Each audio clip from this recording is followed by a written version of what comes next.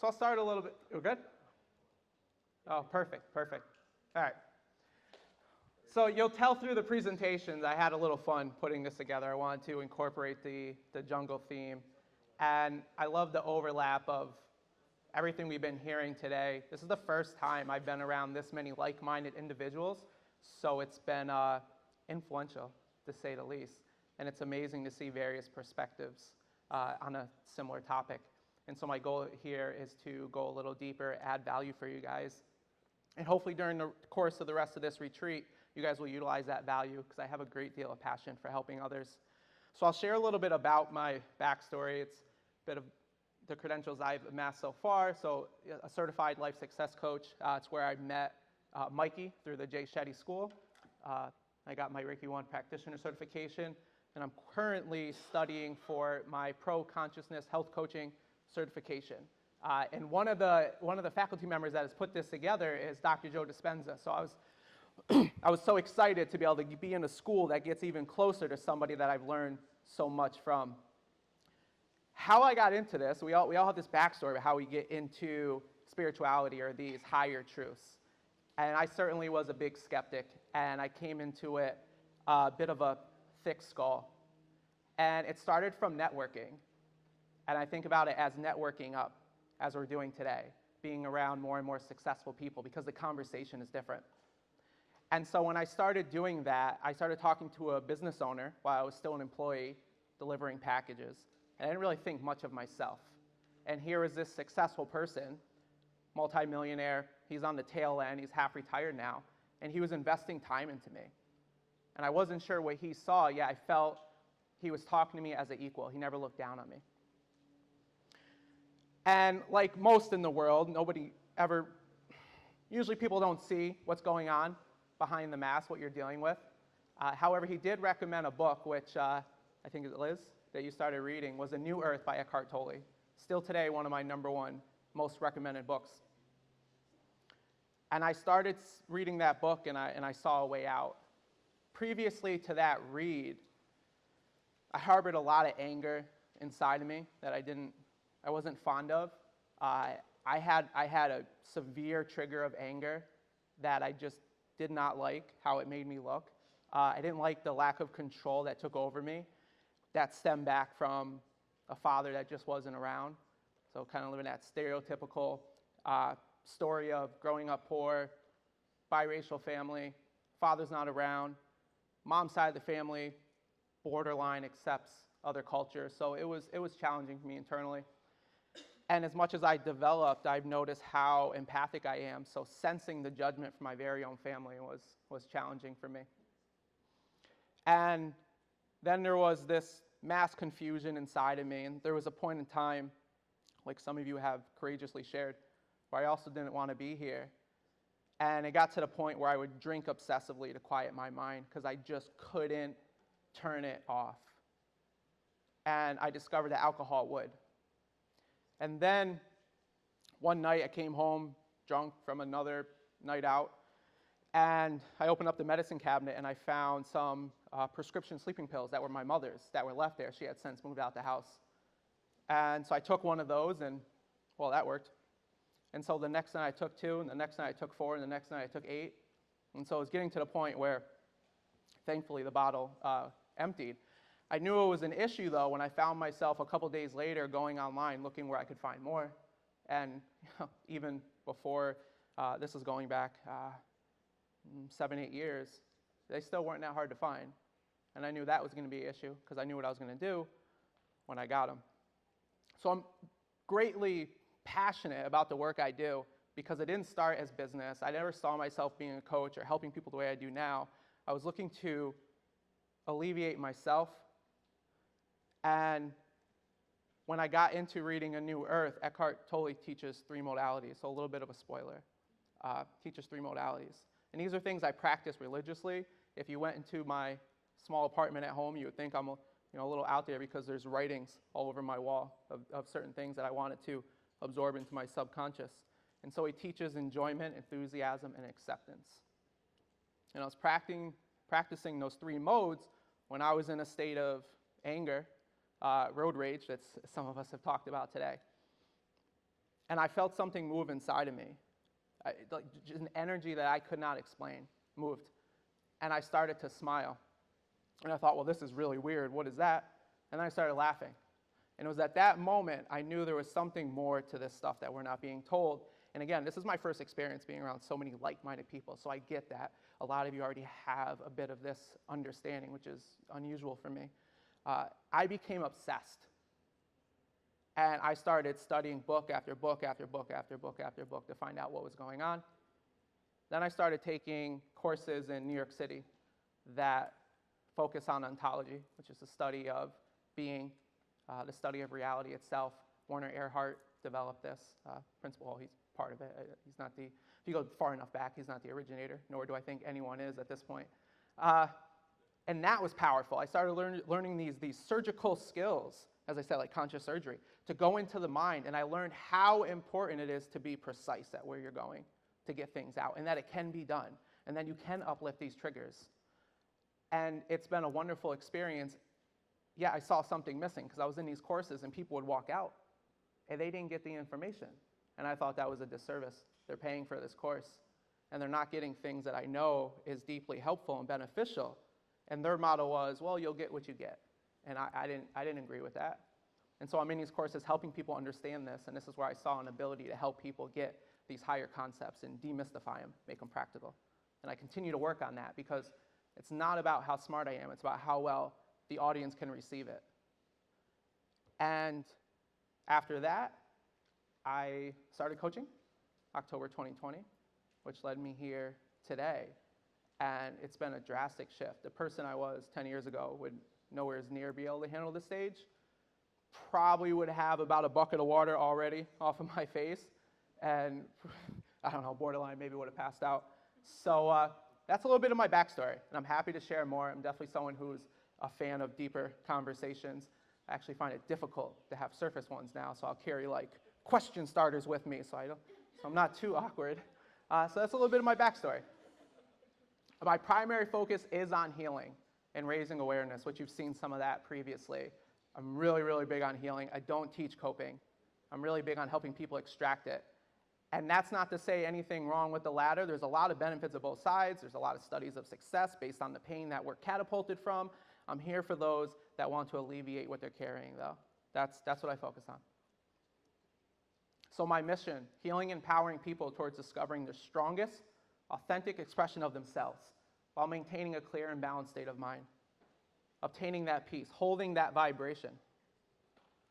And my vision is, as I think we all share, a world of humans operating from upper vibrations of consciousness as the majority. Because I've also learned that I don't think it's ever going to happen for everyone, and I also don't think that's beneficial. Because what makes us so resilient as a species is our differences.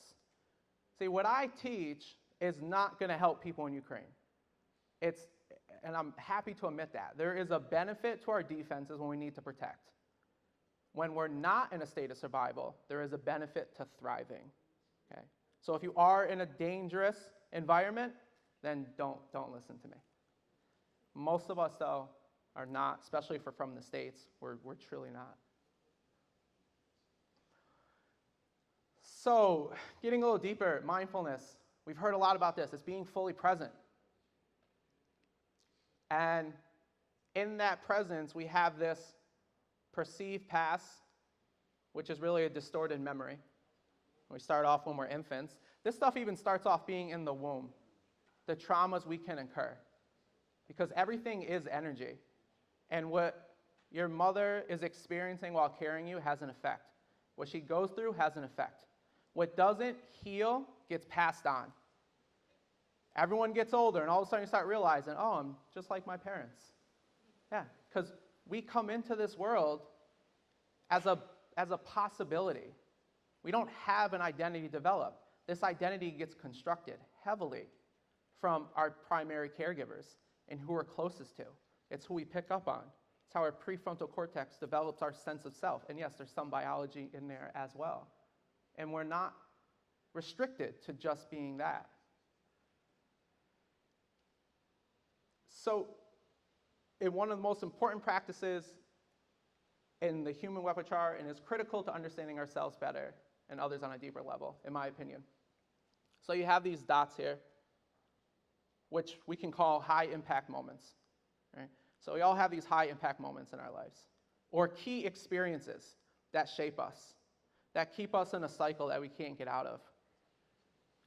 A lot of times, as much as we may think we've developed ourselves originally, a lot of it comes from a defensive mechanism. Something happens, and then we tell ourselves a certain way to protect ourselves and get through that experience. And that way of being becomes what takes over us.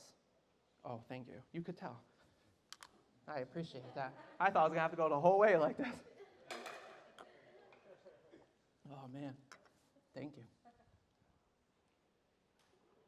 I owe him so much for that. And so we have these key experiences, and something happens. And something that about half my clients tell me, they come into a session. No, Nicholas, you don't understand my childhood. My childhood. We've heard a lot about presence.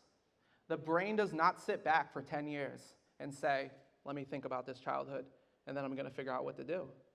It doesn't do that. Everything happens in a moment. It's the only thing that's real. So when something happens, the brain's taking everything that it can from your surroundings, how you were influenced, and this starts off at the unconscious, so you won't even see it. And boop, that's how you have to be. And you can tell that because if you look at what triggers you now, you'll see the same reoccurring behavior show up. Now, if you become aware of it, you can begin to cope and compensate, and you can use the intellect that protects us to improve self, definitely can. You could also go into it and discover it and shift that perspective and let the energy lead. Realize that that moment is no longer here, and you're no longer in that experience. And that frees you up to clear your canvas a little bit more so you can recreate something new of yourself. What I find fascinating is just how available we are to redesign ourselves. And the proof is all of you sitting here. I don't have to know your backstories to know you didn't start off where you are today. So surely you've developed in some ways. The question is, how expansive do you realize that development is? And it's not that you have to completely diminish yourself. You can keep the parts you like, isolate the parts you don't, and see how can I work on that. And not sure how well it translates how you can see. You'll see the blue future sporadic lines as possibility. Yet you'll also see an undertone of the red wave underneath that mirrors the past, because that's what happens when we stay in these same cycles. The same thing keeps happening. Some of you may have noticed a pattern with relationships. You keep running into the same people. Most relationships are trauma bonding. So we're attracting to that person that has a lesson for us to learn. When we learn and grow from that lesson, you won't attract that same person. Again, I can prove that because some of you can probably look back at when you were in high school. What do you say? When it's all, I don't like swearing. It's all about the... There you go. And you'll probably see that you're not attracted to that same person today as you've matured. So maturity, it's not an age. It's a development internally. Right? Just like parts of myself, due to trauma, are immature. Because when we have something happen to us, a part of our psyche gets frozen in that period of time. And then an artificial self gets developed from our intellect to move forward. So when we go to heal, we're taking ourselves back to that wounded child, and we're letting that child grow up. And we're telling them that it's safe now, and it's okay.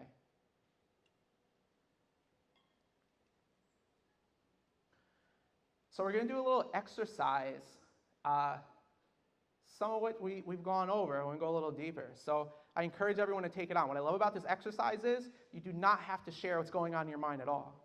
I am going to ask for what you felt. You don't have to share what goes on. So take it on the best you would like.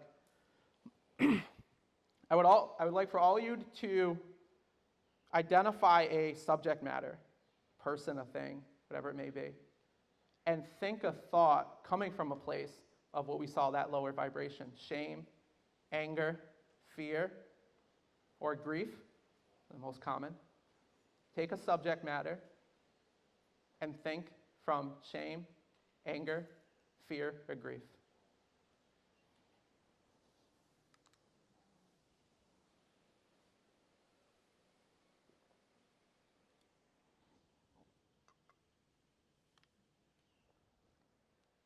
Now, if you have that, I want you to put it on the shelf. Put it aside. And I want you to take what we've already done a lot of cultivating of today, is bring an energy of love into your heart and see it glowing in the center of your chest. Using whatever influence helps, you can think of a loved one and see that radiating throughout your body. I'll give you a second to cultivate that experience of love, that energy, that vibration, that radio station, as I like to use.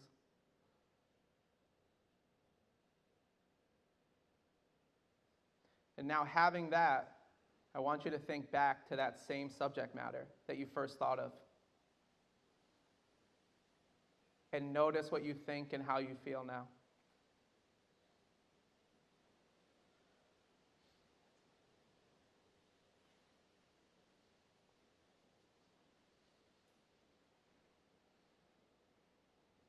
And when you have that, I would like a couple shares of just the feeling of it. You don't have to think the thoughts, just what did you notice about the thoughts, about the feeling, about your energy when you took that on?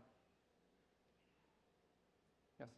Mine started as grief and it turned into just gratitude. Okay. What about the thoughts? Did you notice a difference in how you spoke them? Completely shifted to what I'm just grateful that I have this, Yeah. what it was, instead of like, oh, I feel this way about it. Very good. I felt happy Very good. in the second part of the exercise. Do you notice any difference in the thoughts? What you Yeah, spoke to yourself? The language was positive. Very good. Yeah, was on the hand? No shit, go. From scarcity at the beginning to more alignment. Very good. Justin? I was honestly a little afraid to even do it. I didn't want to put myself there. Yeah. In the exercise, feeling that low. But then changing your thought towards it, I just completely felt a shift in my vibration and my energy levels. Yep. I just felt so much more joy and peace in the situation. Okay, very good. Any other? Yes? Mine started out with grief as well, but then it turned to compassion. Okay, very good. Anyone else want to share? Yes? I don't know, mine's different. It came from fear to avoidance. Okay, interesting. Did the thoughts shift? The thoughts did shift. So you started from fear, and then when you say avoidance, was there a barrier to get to love? Was there an obstacle to reach that energy and then think what you were thinking about? No, I feel very, I have a lot of love, but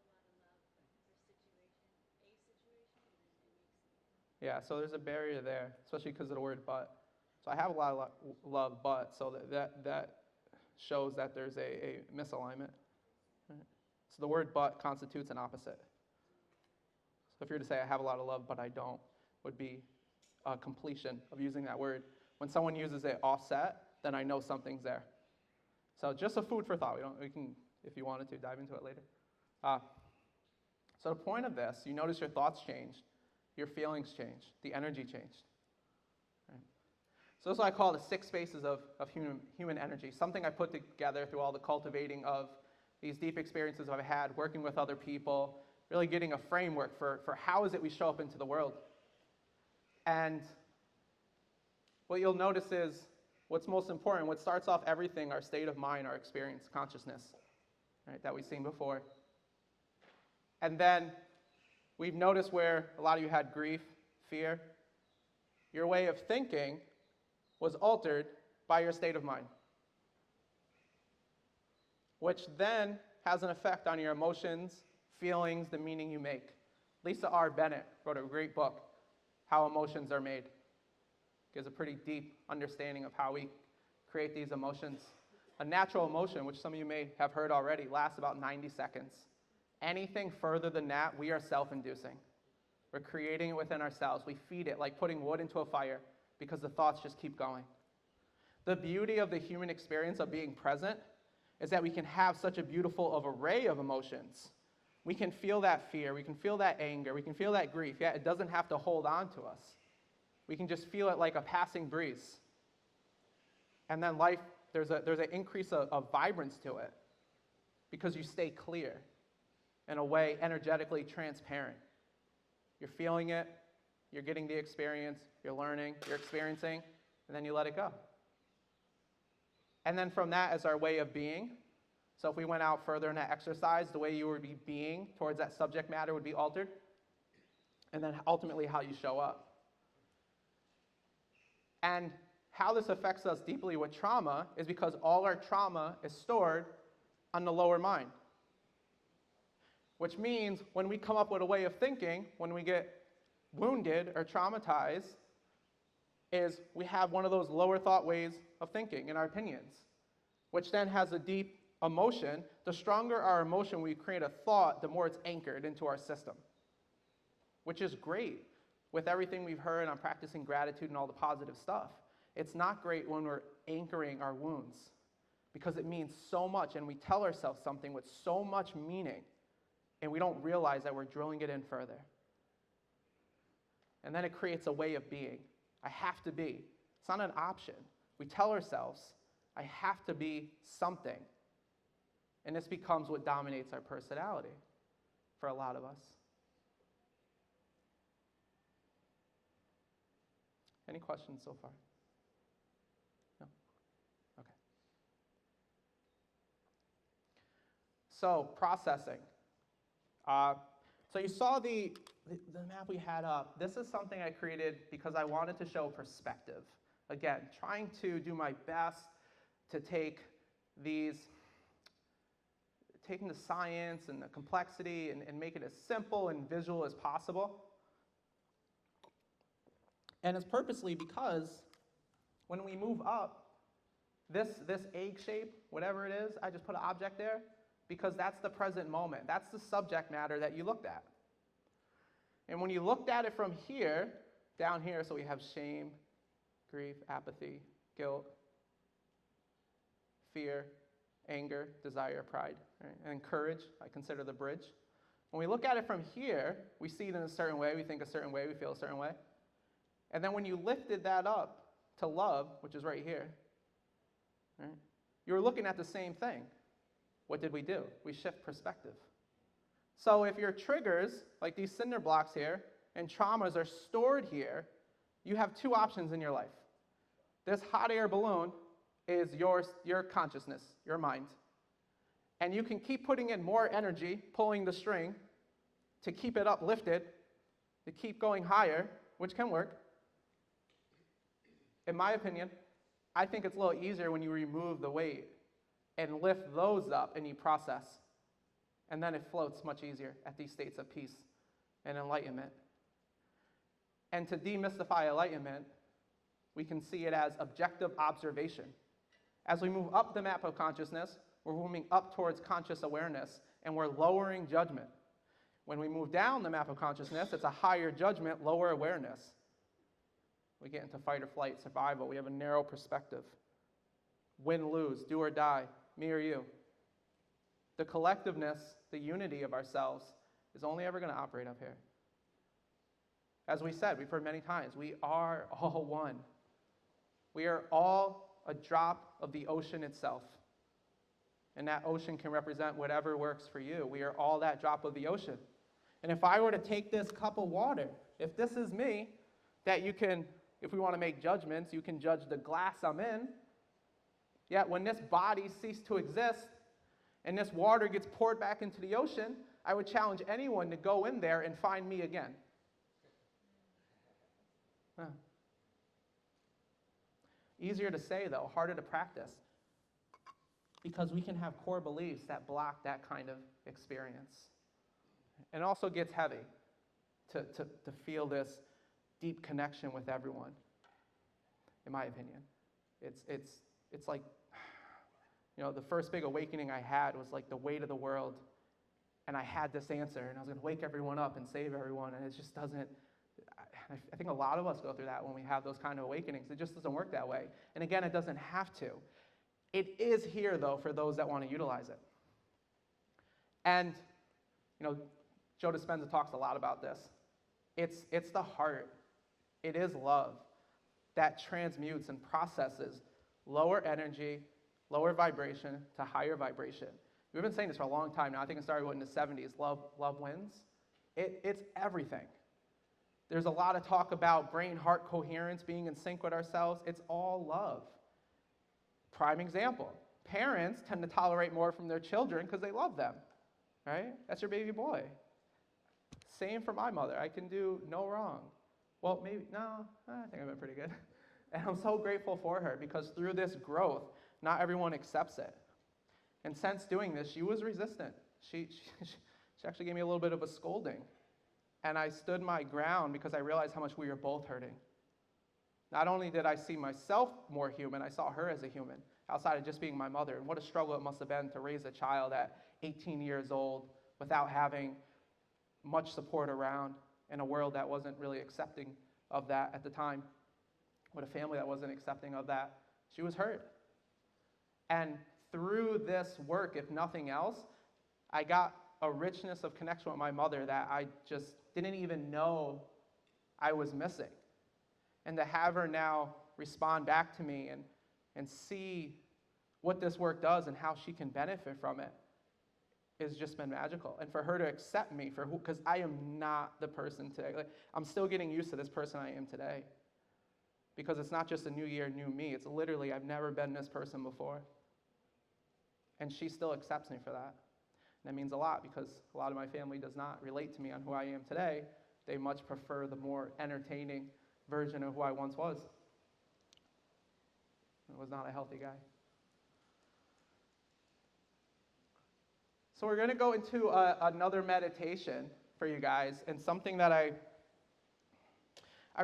started writing these and doing guided because it helps when you're bringing people to it. I myself, when I first started meditating, I didn't even know that there was guided meditations. I learned to follow my breath. I learned from the teachings of Eckhart Tolle, and I started meditating for 5-10 minutes at a time, which was a lot for me. And I slowly built up that muscle. I've got inside of float tanks or sensory deprivation tanks. That was an experience, like a floating brain. There's no distractions in there. And I just wanted it so bad. I got up to 2 hours in a float tank. And in the gravity world, I've done 3 hours sitting. So I do a lot of practice for this. And a lot of how I push myself, going back to my passion for this, it's not entirely for me. If this was just for me, I probably would have dialed it down a couple years ago. It's because when I got into business and I started working with people and seeing where I needed to be in my state to be able to effectively work with them, where I needed to not be triggered so I could take them to the sensitivities and properly guide them out of them. So I continue to push myself because I'm challenged by the people I work with. And today I've had some pretty sensitive cases that thankfully they've given me that trust and it have worked out quite well. So I wrote this as a way to help guide those to that quiet place that exists before thoughts, where we just have that nothingness. I've heard mixed reviews. A lot of people tell me that you can't quiet the mind, it never stops. That is not true. It takes a lot of work and effort. You absolutely can quiet it. And I think it's a beautiful place to be. And so we're going to go with that. And that, yep. This is probably, and this week is probably the most a lot of you guys have ever meditated, huh? Okay. Well, I know you guys are well practiced, so this will be good. Of course, we want to start by getting comfortable. And I ask that you surrender this experience to this meditation, whether you get your cushions. Yeah, sometimes people do fall asleep on this. And that's always awkward because I'm not sure how to wake them up. You're not supposed to jolt somebody out of that. So.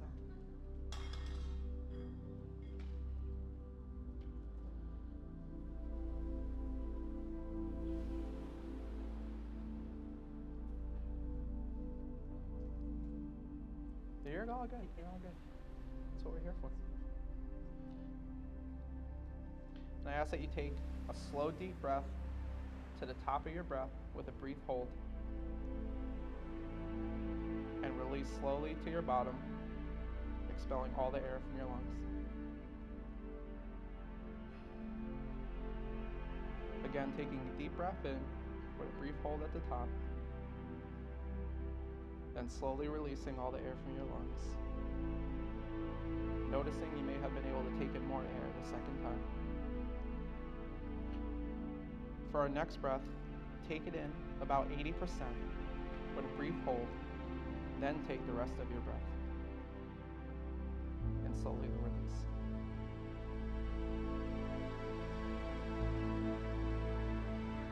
As we continue, settle into a breathing rhythm that feels comfortable for you. As we begin to cultivate a deep moment of presence, understand that the present moment is all there ever is. The future is only a prediction, and the past is a distorted memory. The only moment that exists in reality is now, and everything that will ever be done will be done now. It has always been now, and will always be now. I ask for all of you to be here with yourselves in this moment, now.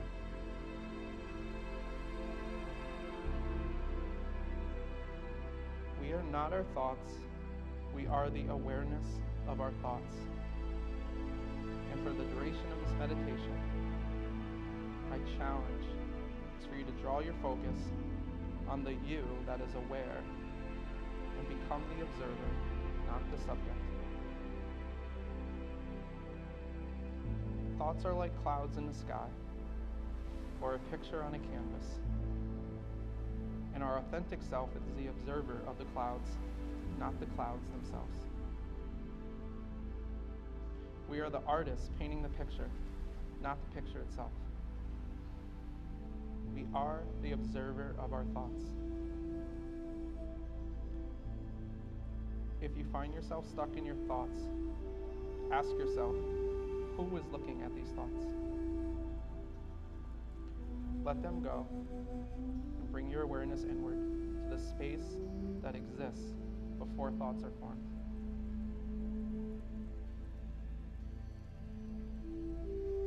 Bring your attention to the base of your spine and imagine roots extending from the base of your spine into the earth.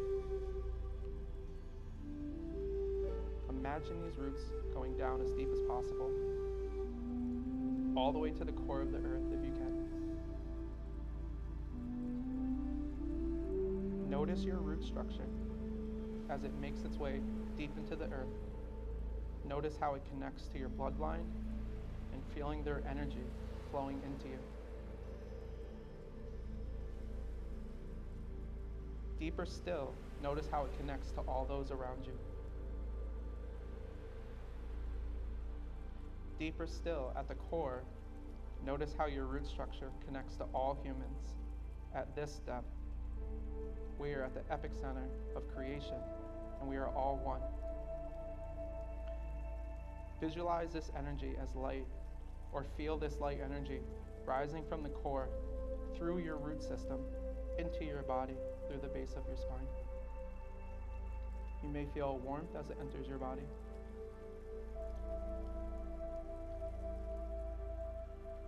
Push this light energy up your spine and out through the top of your head to a space about 2 feet above your head.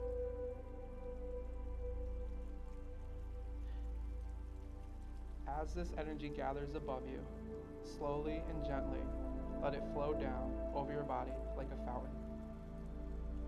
As it flows down your face, feel your eyes relax and release any tension they may be holding. Relax your jaw and cheeks.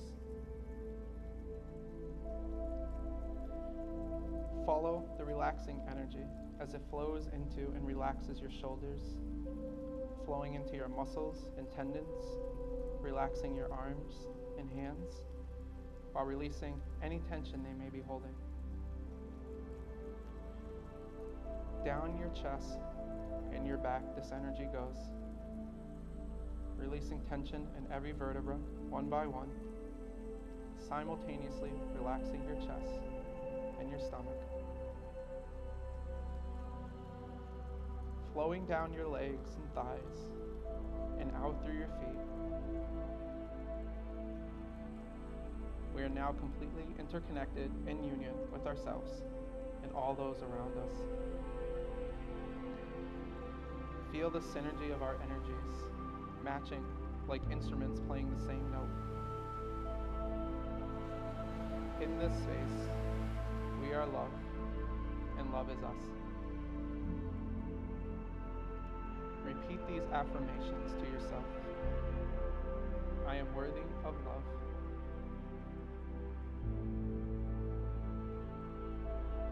I lovingly protect myself with thoughts of joy and peace. I embrace my unique qualities and appreciate my individuality.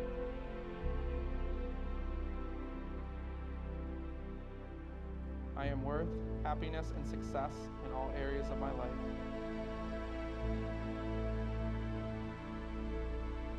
I let go of self-criticism and embrace self-compassion.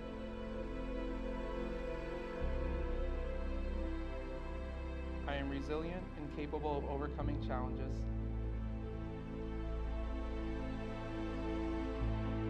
I radiate positivity and attract positive experiences.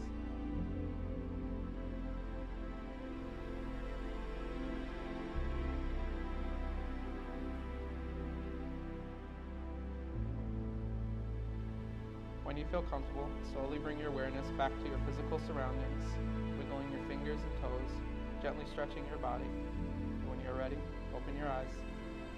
Carry the experience you cultivated during this meditation throughout the rest of the day and your time here. Know that this is a place you are always in and is always yours to come back to, as much as you would like, and that you have the power to uplift and support yourself.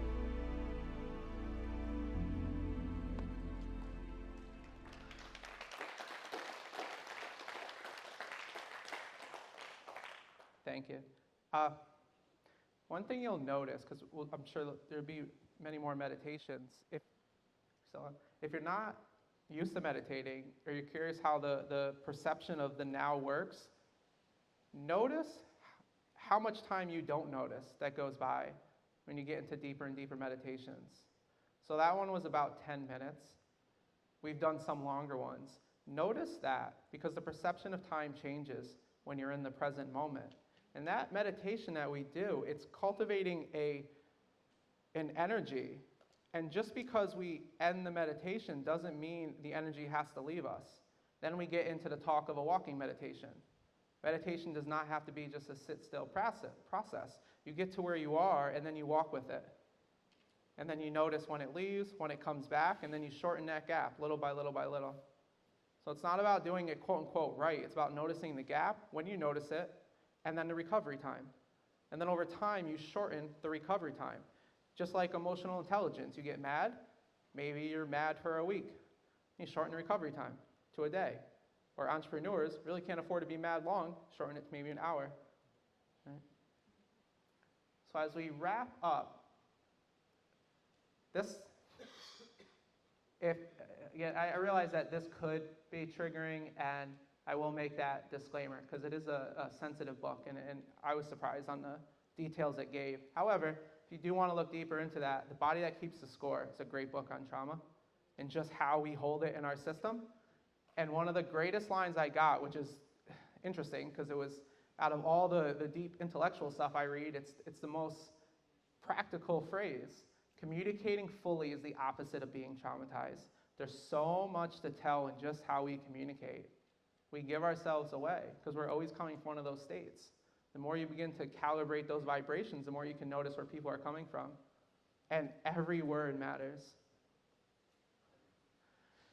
And so essentially, using this studies and technology experience, I help guide people to these deeper areas. And again, I bring these maps here and design these so I can help people see what we're actually doing.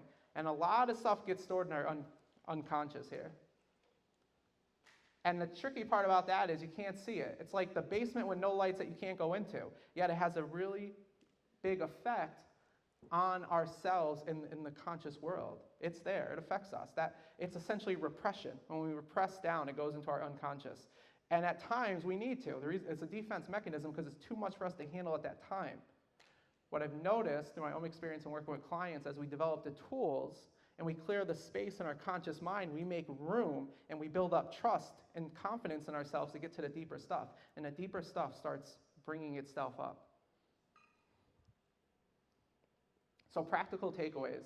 Well, we went through a bit of this, and it really comes back down to this. Gratitude is huge. I don't think I need to say anything more about gratitude. It really is huge. Acceptance. I find a big hiccup with acceptance that clients often go through is they think that they have to agree with it. Acceptance is not equal agreement. And acceptance is essentially a cousin to forgiveness and understanding. Another practical way to understand the map of consciousness, a move up is a move towards understanding. A move down is a move towards judgment. So simple elevator steps for that. And this is everything I've studied to cultivate to where I am now, with one that I finished the other day. I know that we have readers here, so I put this up here so that you guys may want to take away some of the things that I've gone over, so I shared that with you. And the results I've had thus far. Go back one? Absolutely. You want to grab a picture? Yeah, you see Untethered Souls on there. That's a good one.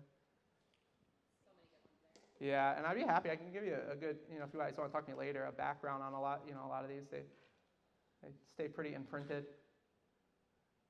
This is neuroplasticity. This, Carl Jung, you want to get deep into the unconscious mind, Man in Search of a Soul. That was a good read for sure. Louis Hay, great. I heard somebody say this. I had a smile. I don't remember who was talking about. Someone just finished reading this book, Mindset, by Carol. No, she's yes.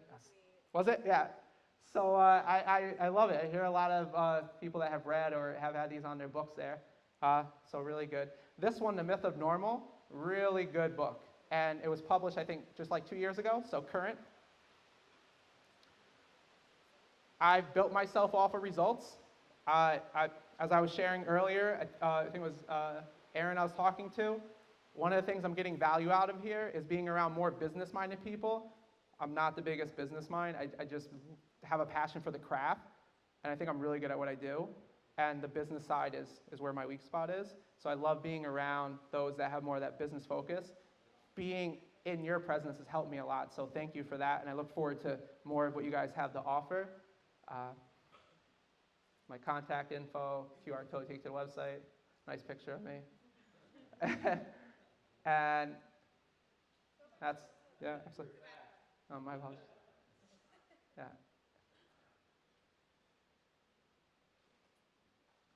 And I'm happy to work with people, share more. If there is something you want to get deeper to, we can get precise to exactly where it is. I don't skirt around. So, yeah, so that is a disclaimer. Like, if you come to me, you're going to get asked a direct question, and we will find it. And I can tell when your intelligence is trying to, play defense, which a lot of times you don't realize they're doing. You do. And I help you find it. And that's it for me. I appreciate your time. Go ahead.